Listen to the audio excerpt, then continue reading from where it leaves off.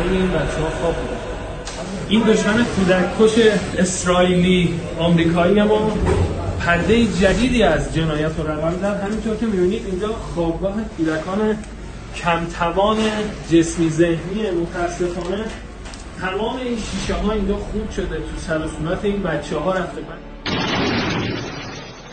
این بچه ها میترسن راه برن از شیشه خوردهایی که رو زمین دیدن. پرستارا مجبورن تک تک اینا رو تو آغوش بگیرن، آرومشون کنن، بعد جابجاشون کنن یا منتقلشون کنن از شدت وحشتی که هست. دائما دارن از ترس میلرزن، فریاد میکشن به خاطر وحشتی که توی خواب بهشون، شوکی که توی خواب بهشون وارد شده.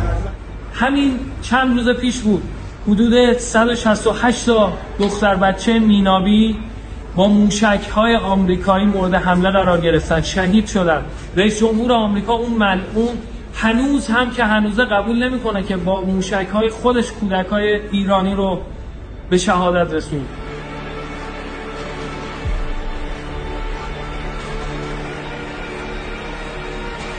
اگر 1% پرستارا دیرتر به داد این بچه‌های مظلوم می‌رسیدن، خدا بدونه چه اتفاقی واسهشون میافتاد. واقعا زمان قاصره وقتی حال و هوای این بچه‌ها رو می‌بینی که فقط دارن میلرزن از ترس. من نمیدونم مجامع بین‌المللی قراره چیکار بکنن.